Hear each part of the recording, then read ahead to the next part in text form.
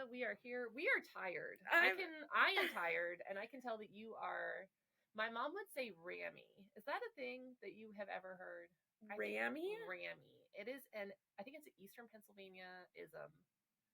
And it's like, you know how I'm like trying to understand what that could possibly mean. So it doesn't sound great. Maybe my mom is the only person who uses it. I don't know. But when kids are like so tired, they're like punchy. They're kind of like okay, high strung kind of. It's rammy. That's what she always said. Oh. You're getting rammy. Yeah, I don't think that's a real word. I'm gonna Google it. But no, I feel that way. It's been a stressful week for me. I know I had a very rough weekend. Yeah, I was like, I know your weekend was rough. My weekend was good. It was busy. I was in Canada. A foreign country. It's a foreign country. But I did have a little bit of a stressful week. So, and I have a stressful week coming up and traveling and whatnot. So I am kind of like my brakes. Here's an ad.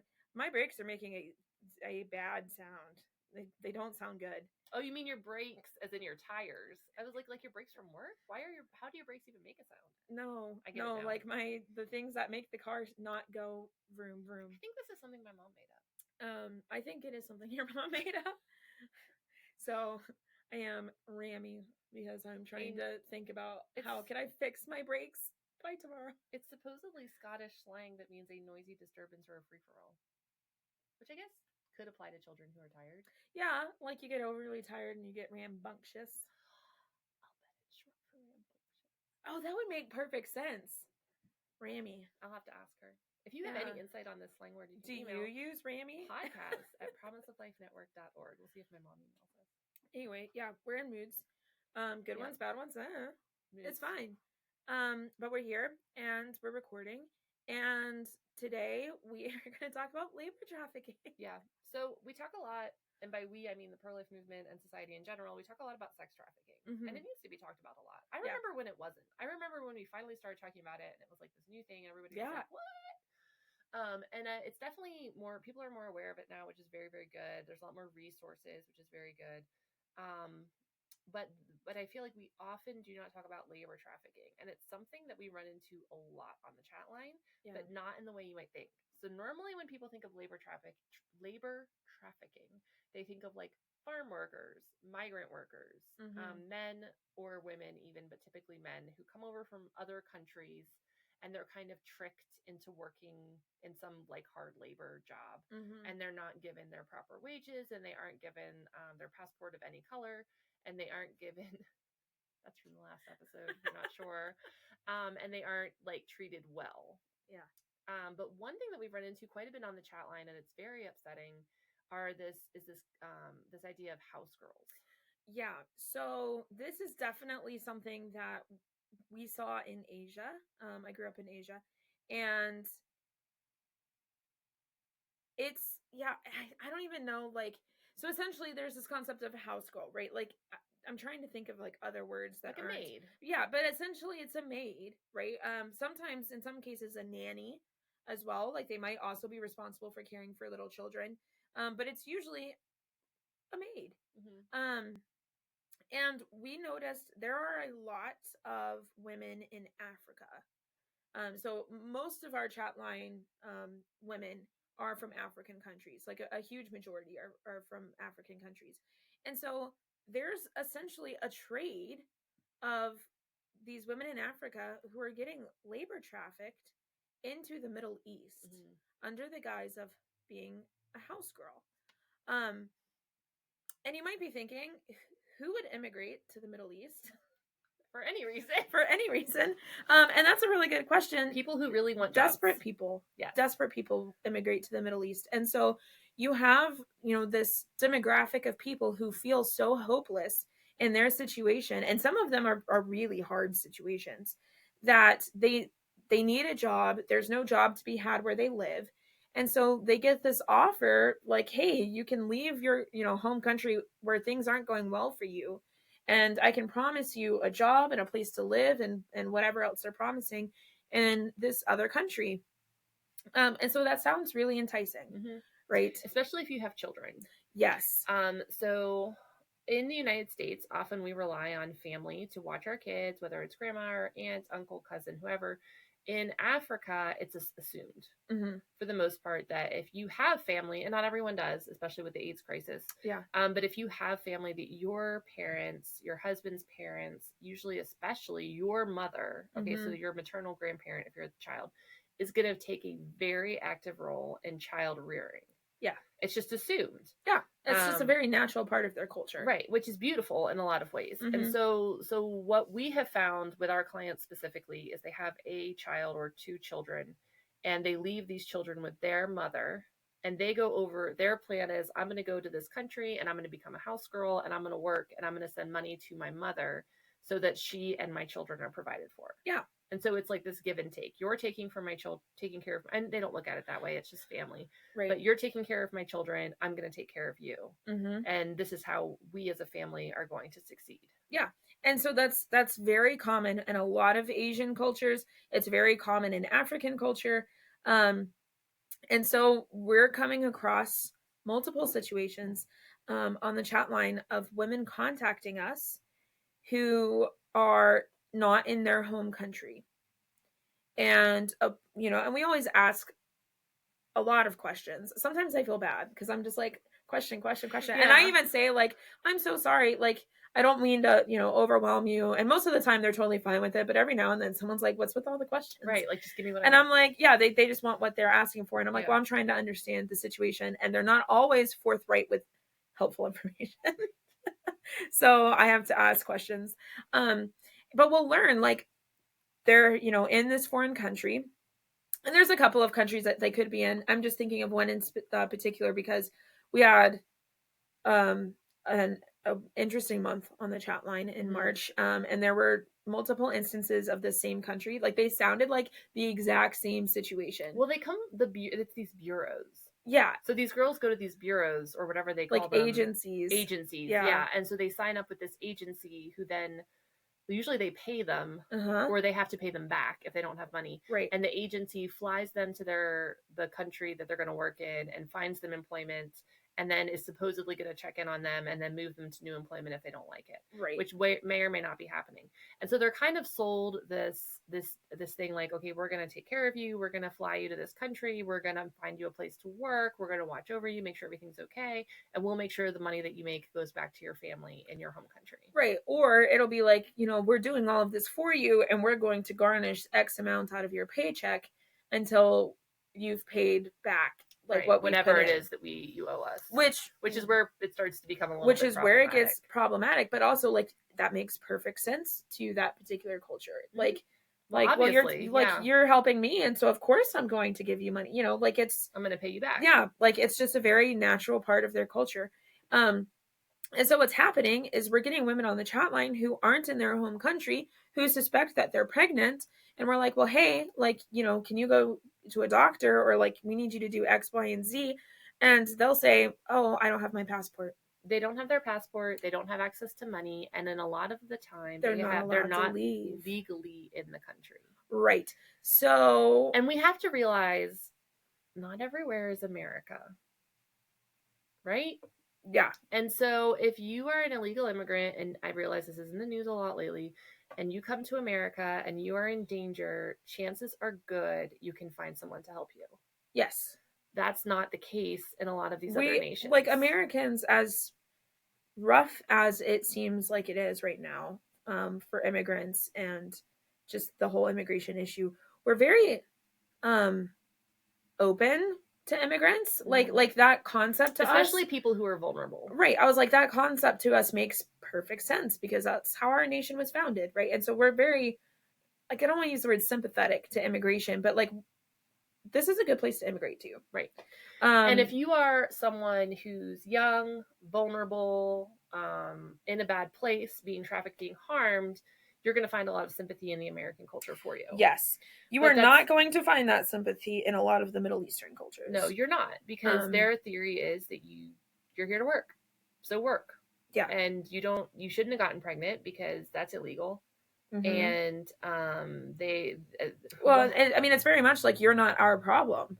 Like, you're not from here, you're not a resident here, you're not a citizen here, like, you're not our problem. Right. And there was and one of the nations not recently, but within the last couple of years, made a law that these house girls have to have one day off a week, and the employers, I guess, freaked out. They were like, what's the point of having, and these are not 8-hour work days. No, like, this is not like you have your brutal. tiny apartment and you go home at 5 o'clock at night and you have your dinner. No, like, you're up at 4 o'clock in the morning and you're working till midnight, and then you get up and you do it all over again, and you do it 7 days a week. Yeah, and so they did, like, change the law, and that was something, like, one of the countries that we lived in growing up has a lot of house girls, and they're all off on Sundays. Like, that's the law. They're not allowed to work on Sunday. So it's like a very standard thing to have a day off a week. But yeah, these countries were just kind of losing it, because they're like, they came to work. Right. Why are we giving them time off? And like, what a waste. Again, like, this is a perspective of two Americans, one of whom has lived abroad, but, like, I'm still an American. And so we're not saying that, like, it's wrong for these countries to be viewing immigration like that, because this isn't an immigration episode. What we are saying is that these are some brutal work conditions from our perspective. And these women are showing up not really fully understanding what they've signed up for. Not at all. And then they're getting there and their passports are being taken from them. And they don't know where they are. They don't know where they don't are. Speak the language. They don't know anyone else they don't know anyone really. Other than potentially other house girls. Right. Who aren't in a place to help them. Yeah. And there's not a lot in the way of resources. And their family sent them to work because they're desperate. Well, like, they can't call home and get a plane ticket. Yeah. From wherever they are back home. No, like, there's no going back. And that was something that I really struggled with, because anytime there's any trafficking issue on the chat line, it pretty much comes back to myself or you. Right. But like the two of us, like, just from experience, like, we're the best people to handle that, out of all of the volunteers on the chat. And even I'm kind of like, and they're telling me their situation. It is the hardest time to, one, convince them that their situation is not a good one. And like, okay, so that's not quite fair. They know it's not good. Well, that's but they think it's probably the best thing they're going to get. Well, that's the thing, is like, trying to make them understand, like, this is not normal for an employer to take your passport. So, like, that's like step number one. Or to lock you up. Yeah, is to get that across, that, like, this is not a cultural difference. Like, they're not doing it to help you. It was like, this is not good. And then second, once they, or if they already do understand their situation is not great, getting them to leave. Because they don't want to go home with failure. Because they don't want to go home with failure. Or quite frankly, there's no way for them to get home. They're essentially abandoned in this country. Yeah.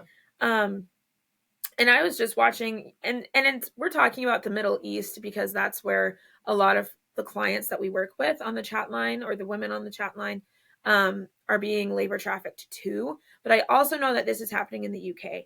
BBC Africa Eye actually just did a really good documentary on labor trafficking out of Nigeria into England. And it's the same thing, it's the same story we hear. I paid all of this money to an agency. I got here. I don't have a passport. I don't have my actual visa. Like, I'm here illegally. And they can't leave, and they can't even talk to people really, because, again, not all countries are sympathetic to illegal immigrants. Right. And a lot of the girls report that they're locked up. They're not allowed to leave the house. They're not allowed to have communication with anyone outside the house. They work 16 hours a day, 18 hours a day, so they're not having opportunities to go and build relationships or meet people or find out about resources. And some of them are also being sexually exploited. Right. And then they're reaching out to us because they're terrified. And in a lot of Middle Eastern countries, not all of them, it is illegal to be pregnant outside of marriage. Right. Or they could lose their job if their employer finds out that they're pregnant. Right. And so that's like, a lot of these women are like, I'm going to lose my job. And I'm like, well, your job, we're using the term job fast and loose here. Yeah. Like, you're being trafficked, but they'll be kicked out. They won't have a place to live. Not sent home, just kicked out. Right. And some of these countries have separate prisons for women who are not like residents or citizens of that country, Mm-hmm. and you don't have rights to a lawyer and a trial, and you may never might get not. out. I was like, there might not even be a trial. Like, that's very much so a Western justice system. Yeah. Which some of these countries don't have. Mm-hmm. I think the UK would be very different. Like, I think the United Kingdom is Yeah, a if little I was, bit. yeah, if like, I mean, but it's still, I mean, it's the same process, right? Like, these women are being lied to by agencies, trafficked for labor trafficking into foreign countries, and then essentially abandoned there. Mhm. Or at the very least working under circumstances that they were not originally told about. Right. And you end up being, and this happens with sex trafficking too, and it happens even with labor trafficking and other circumstances and situations, you end up being in debt to the agency that brought you here. Like, well, now you owe us for your plane ticket, and you owe us for your visa, and you owe us for your passport, and you owe us for your housing, and you owe us.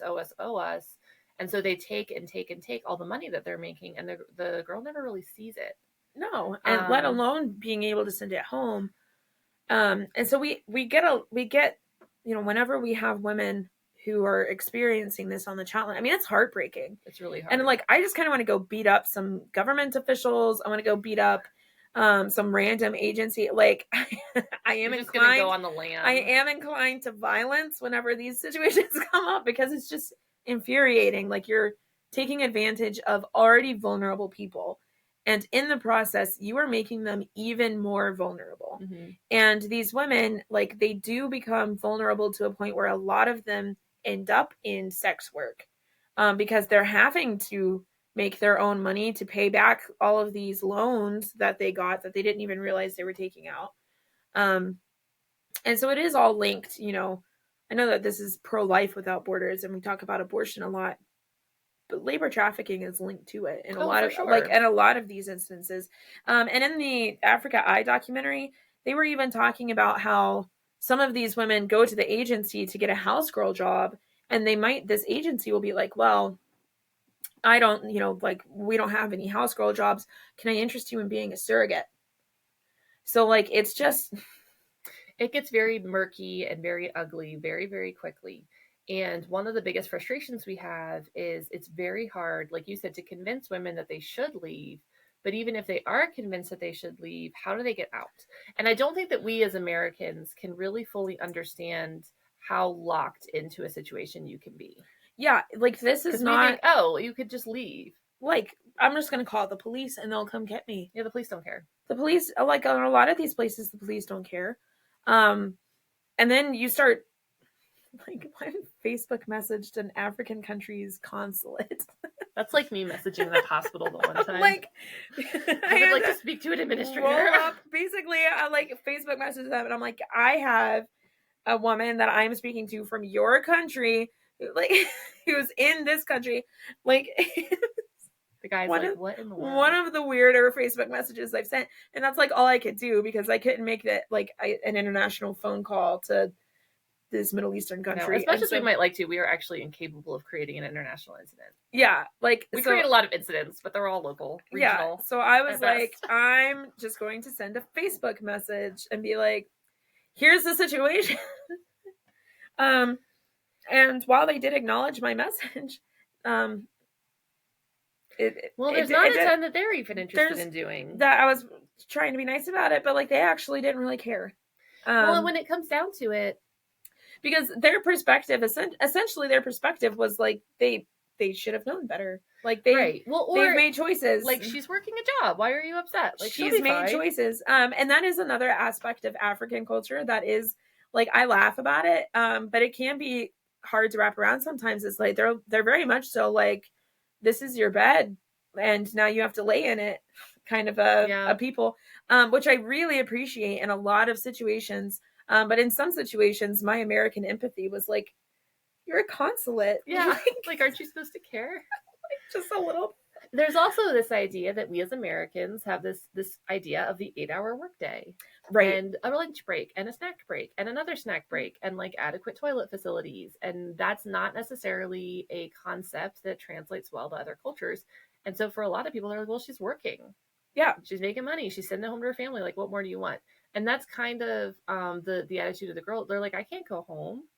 I haven't made any money yet. I haven't sent money home yet, or I'm trying to send money home, or my mother's depending on me to have this money because she's got my 2 kids or my 1 kid or whatever. Mm-hmm. And so it's a really thorny, very complicated situation, and it's really frustrating because you want to fix it, and there's not a lot of fixing that we're able to do. Well, and you and Di kind of know that their situation is not going to improve usually. Yeah. We can't say that definitively, but for the most part, their situation won't get better. They'll never pay off that loan that they told that they like. No, because they don't have any information about how much they actually owe. It's always just, well, you owe us, you owe us, you owe us, and it goes up. And it and it just like perpetually becomes more and more, despite them earning more and more. Like their situation's not going to get better. But honestly, the best they can hope for is going home in one piece. Yeah, like the best case scenario would be that like these countries find out they're there illegally and send them home. That's like the best case scenario, really. But how often do we, and I'm going to say we because all of us do it, even if we don't acknowledge it, want cheap labor? For sure. And it's not, and you're thinking, oh no, I would never. Like, where did your clothes come from? Where did your household goods come from? Yeah. And we don't want to pay a fair wage to buy products. No. We want to buy cheap products that are reasonably well made that we can use in our homes. And I'm not saying I have the perfect solution to that because I don't. And right, because then you run into like, well, I can't afford to pay $50 for a spoon that someone hand carved, right. like. Yeah, and so I'm not pretending to be on this high horse because I know I do it too. But we have to realize that even though we don't have a servant, a house girl in our kitchen, we do benefit from labor trafficking and potentially exploitative labor practices. Yeah. And so it's very hard to get a culture that's used to this concept of, oh, we'll just get a girl from Africa to clean the house and watch the kids and do the dishes. And we can pay her next to nothing. Yeah. And that's just the way life is. Yeah. And people were born into it. And that's her station. And this is my station. And what's your problem? It's not hurting you. Yeah. But it is. It hurts us. It hurts all of us when sin happens. It hurts the whole world when women are harmed and exploited and treated poorly, and they are separated from their children and their families. And I wish I had this great solution for you guys, and I frankly don't, which I kind of hate. But it's really, I guess, pray for our clients, the women that we're talking to, because they are in a very precarious situation, especially if the baby they're carrying is the result of their boss raping them. Yeah, which has been the case before. A lot of these cases, it seems as if they became pregnant right before they left. Right. And they're which kind is better. Yeah, which is better. Like, essentially, like the past couple of cases I've had, it's like, well, I'm moving to a foreign country tomorrow, so I'm just going to have a good time tonight, kind of a thing. And then they get to this foreign country, and the consequences of their actions shows up. So, but it is really hard, and I'll share with people, not in detail about like, a trafficking situation, a labor trafficking situation. And people are always like, those situations seem to really spark emotion, perhaps even more so than other situations, because we just hate seeing vulnerable people being taken advantage of. And labor trafficking and sex trafficking are like just the pinnacle of that. Yeah. But then like, I don't have solutions. I mean, we do what we can. Right. We send them referrals to women in their home countries. Like, hey, if you make it back to Kenya, like, here are women that you can talk to, or you can even talk to them now, just so that they have another person from their country to talk to. I like Facebook messaged the consulate for that particular country. Well, I think even letting them know that there is such a thing as a consulate, or right. And I'm like, yeah, because like, a lot of them have no idea. They've never traveled. Maybe to neighboring African countries, but that's a very different vibe. Yeah, it's not the same. Even knowing that, hey, there is a consulate from my country in this country that I could get to. What a consulate does, and this is what an embassy is. And I did like explain to that client, I was like, no, it's literally like they own that piece of land in that country. Like, it's your country's land. Like, they were just like, they're like, that's crazy. Which it is, honestly. It is, honestly, like the concept of like embassies and consulates. I'm like, what in the world? It's just kind of bizarre. But I mean, we do what we can, but the other thing is that a lot of these countries, there are kind of homegrown organizations that are speaking out for the rights of these young women. Yes. And we're doing our best to locate them. And so maybe we're talking to the client and she's not ready to leave. She's like, no, I need to make money. I got to pay this agency back. I need to send money back for my kids. And we're like, okay, you're not ready to leave. That's your choice. We can't make you want to leave. But we can give you some resources, and we're going to recommend that you write them down, put them somewhere safe. So if you do end up in a situation where you're like, oh, I need to bug out now, or if you meet someone else who is, then you can give that to them and they know where to go. Because if you think about it, like, you're in a strange country, you don't speak the language, you don't look like everyone else. So you're going to stand out like a sore thumb. Yeah. And if you don't know where to go, what do you do? Wander the streets and hope someone like helps you? Again, like these cultures aren't sympathetic to immigrants. So the chat line can help them. Yeah, like we do what we can, and we give them resources. And the last 2 or 3 cases we've had have all been from this, like, women from the same African country being trafficked into the same Middle Eastern country. And so we were able to locate, like, that country actually has a labor trafficking hotline situation, because it's that common. And so we are able to give them some resources, but, like, I can't fly over there and, like, yank her out of the situation and take her home. No. And quite frankly, even if I could, she wouldn't go. And so I always have to try to explain to people, because people are like, what do you mean there's nothing you can do? And I'm like, well, I am just a girl. There are some things that we can do. I was like, yeah, like, I did what I could, but I can't ultimately fix the situation. Lo and behold, Mikayla does not have it within her to solve the labor trafficking crisis. What have you been doing with your life? I know. I'm like, sorry. I've been slacking, saving like 30,000 babies from abortion or whatever we're at. Whatever. Nice excuse. Not pro-life enough. Not pro-life enough. So the chat line is a good resource for them. They can reach out to us.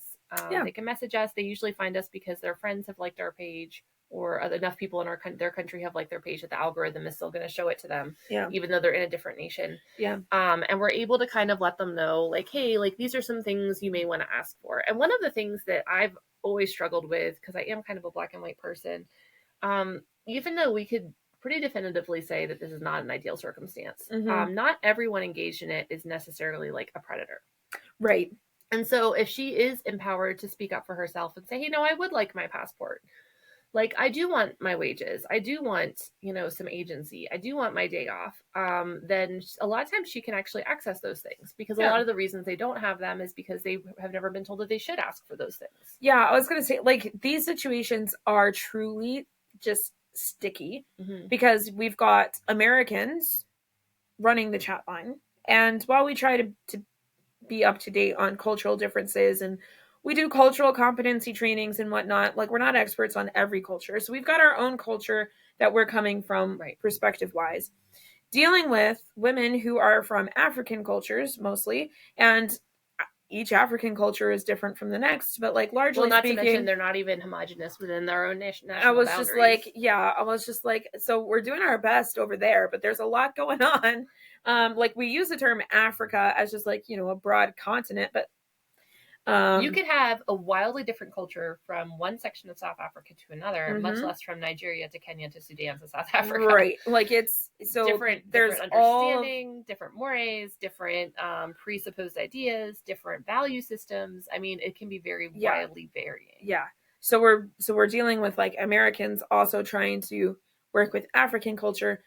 And now we have taken those Africans out of Africa into a Middle Eastern culture, which is drastically different. And so we've got at least 3, potentially more cultures that are so very different from each other, that we're trying to work with here. And we don't have access to their employers. No. Like, at no point is this young woman going to go to her boss and say, hey, the Americans want to talk to you because they want Don't even say that, because, like, I just know that next week or something, like, she's going to be like, can you talk to my boss and tell him I need my passport? And we're going to be like, sure. Yeah, that's what I'm going to say, because I Facebook messaged a consulate and was like, get it together. Like, you guys are slacking. So of course I'll talk to her. But yeah, like, we're not in direct contact with these people. All we have to go off of is what this woman is telling us. And she is operating with limited information. Yeah, very limited information. So it is messy. It is a big old mess. So pray for us. Whew. Pray for us, especially Mikayla and I, because we're usually the ones dealing with it, trying to find a good solution. Pray for these nations, and God knows who they are. that they will realize that these young women are wonderful women made in the image of God and that they deserve to be protected. And maybe we can't convince them that pulling women out of their home country to be a house girl is negative, but maybe they can create better working practices and working situations for them. And then also pray for these young girls that they don't end up in situations that they can't get out of. Yeah. Yeah, they're just tough situations, and they're, each one's a little bit different, but there's some overarching themes amongst all of them. And I think that the home countries where this kind of work is happening are starting to realize, like, hey, this is a problem. Yeah. And a lot of the families of girls who have been exploited, some of them have died. Yeah. A lot of them have been beaten. A lot of them they've been raped, leave, and they never come back. Yep, they just disappear. And so their families are advocating very strongly with their home country being like, hey, this has to stop.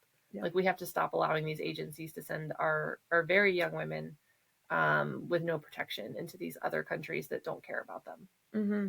And so some of them do. They do end up coming home, often without really anything as far as wages to go to show for it. Some of them end up being harmed and coming home, but some of them unfortunately just don't ever come home, and that's really sad for their families, for their children, for them. It's just a really awful, heartbreaking situation. And I think I always wonder, like, how bad must it have been before the flood? Yeah. And I think it's very easy to live in our American bubble, especially if you're like kind of a suburban American, and your kids go to their suburban American school, and you go to your suburban American church, and any interaction you have with kind of the darker realities of the world is very sanitized. Like the missionary coming to church, the news story, it may intrude a little bit into your life, but it really doesn't. And so I think a lot of it is we need to be willing to encounter that and really grapple with it and deal with it, and see what God might be calling us to do about it. Yeah. And so I was trying to think of like some tangible things. One, definitely pray if your church denomination, whatever you're a part of, has missionaries in the Middle East. You should pray for all missionaries. Just in general. Just in general. But like definitely keep them in prayer. We intentionally have not shared some of the countries that we're talking about because we have resources in those countries that are being persecuted, or have been persecuted, or are at risk of being persecuted because they are Christians. And so for those reasons, that's why we're not outright talking about countries. So definitely be in prayer because resources are very limited. And I would say that's probably one of the biggest struggles we have with women who are in the Middle East, whether they're Middle Eastern or traveling from somewhere else, is getting them resources, and getting them resources in a safe manner that's not going to put resources we do have at risk. Right. So that's one thing that you can be doing, like a very tangible thing, is to pray about it. But like pray specific prayers. Don't just be like, well, Lord, we pray for the Middle East. Done. Like pray for missionaries by name. Ask them their specific prayer needs if you're able to do that. Support them financially. And maybe your church does, but there's also usually space for you to support over and above. Yeah. Or even just to send a separate gift. Maybe you can't do like monthly support. Maybe that's not in your budget, but maybe you can send something extra every once in a while and just make their lives a little bit easier. Yeah. So that's a very tangible thing that you can be doing. I would also like encourage people to take the time to think about and look into labor practices where you live. And I know that like people don't want to do that because I think we're scared of what we're going to find. And I don't necessarily have the solution because it's such a huge problem. Right. I think a lot of it is just being aware. So Anthony works for a dairy farm. It's actually local to here where Mikayla and I are right now. And they do employ workers from another nation, but the way they do it is like the most godly way you could possibly do it. Like everything is legal. Everything is above board. Everyone is paid a fair wage. It's just a really beautiful relationship that they have. And everyone is very happy with the arrangement, and it's very like honest and upright. And so even just like Anthony was willing to ask those questions and be like, hey, like, tell me more about, this situation. And we all have to be willing to ask those questions. Yeah. And like I said, I don't have the answer to everything regarding labor trafficking and labor laws and whatnot. But I do think that there are a lot of things that we just don't ask questions about because we don't want to know. Yeah. And I think once people start knowing and asking questions, solutions will probably emerge, right? But like, I'm just a girl. I don't know how to fix it, but it is worth thinking about. Like, where is my food coming from? Who is doing all of this work? Are they being paid a fair wage? And keep your eyes open and your ears to the ground for situations that don't sound right. And you know, the saying goes, if you see something, say something. Right. Like, blow the whistle. If you suspect that there's something iffy going on where you live, if you know other people that have like weird work arrangements, especially if they are young women, that is a huge red flag. I mean, it can happen to men too, but women are just especially vulnerable. Yeah, and there's certain situations, there's certain industries that are more likely, and we may run into those individuals as they're serving us, and it's, you know, sometimes there's something you can do and sometimes there isn't, but keep your eyes open because you never know. Yeah, just take the time. I would say the biggest thing is like take the time to ask people questions and get to know them. You don't need to go drill everybody that you interact with, because that's the other thing is, and we even experienced this, you know, working on the chat line. Like, we get this kind of a situation and all of a sudden every single woman that reaches out to us seems like a labor trafficking victim. Right, yeah, and we're like, oh, no. And they're like, what? Well, so one of the questions, we're just like panicking. One of the questions, and I this answer cracks me up. It's actually the one that we get the most often, thank God. But one of the questions we ask people, because you can't just be like, are you trafficked? Yeah. Like, what does it even mean? Like, if you're a real trafficking victim, you probably don't even know exactly that you're being trafficked. So we ask them, when someone comes in person to the center, we ask, like, if they owe someone money. If they're being forced, are you in debt? And they're always like student loans. We're like, no, just like an student loans, indescript amount of cash that people are taking. And so we'll ask things, and I forget exactly how the question is phrased, even though I think I'm the one that wrote it, so I should remember.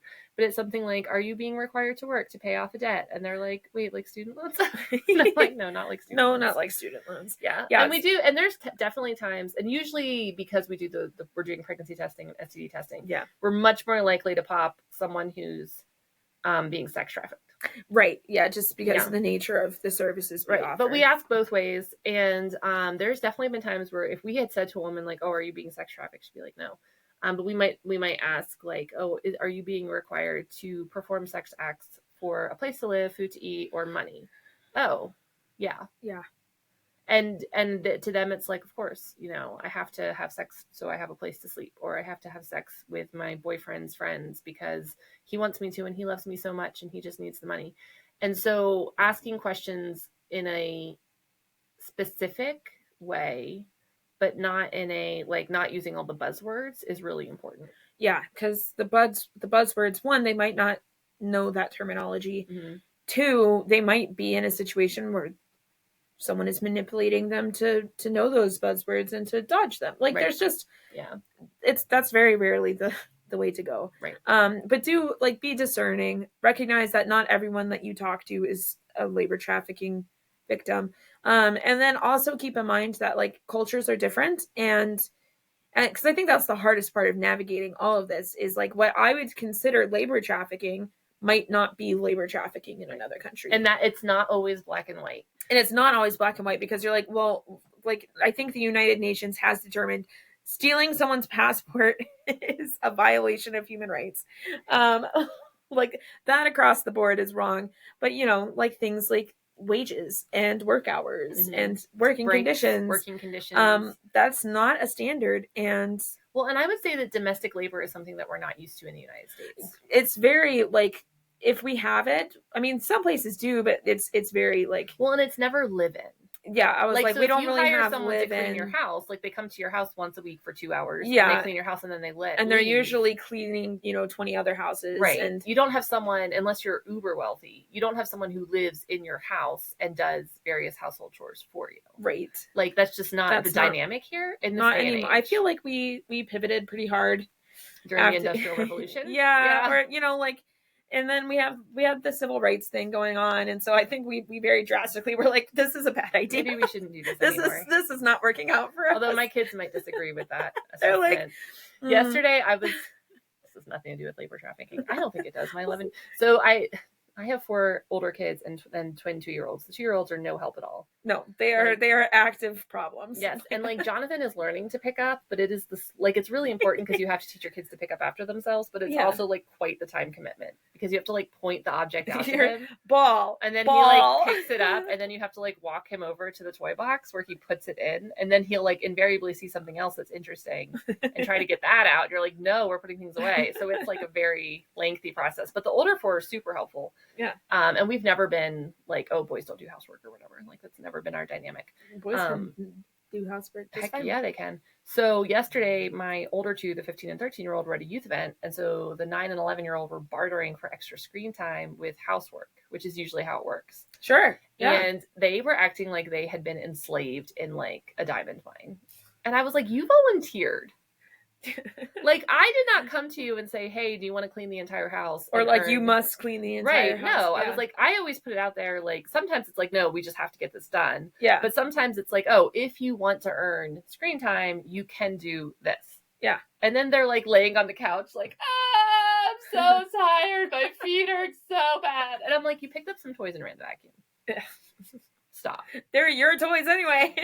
Well, sometimes they're Jonathan's, but basically. Yeah. I mean, essentially, it's mostly their mess. And then they're like, we don't even make the mess. And I'm like, oh my word. Yes, you do. But anyway. The dirt just showed up magically. We don't know where it came from. Probably me. I don't know. So it's definitely not a paradigm that we're used to. We have to be very careful when we're talking to these women in these other countries that we're not talking down to them or belittling them. But we do on the chat line, we work really hard to understand where they're coming from and then offer them concrete resources that they can utilize if and when they want to leave. Well, and that's the thing is it's always like, listen, you're able to make your own choices when it comes to like contacting people. Right. You might not have choices, in other areas, but in this, like, I can't force these women to call the hotline or the police or any other resources we give them. And yeah, like we're just trying to empower them so that they have resources that they can make choices with. And for some of these women, making choices is new to them. Yes. And the Bible is very clear that the laborer is worthy of their hire. Yeah. And I think one of the natures of humanity is that we want to get paid well, but we do not necessarily want to pay others well. And we may not phrase it like that because that would sound terrible. That's essentially what it comes down to. But we want the cheapest goods. We want the cheapest service. We want the cheapest everything, but we also want to be paid well for what we do.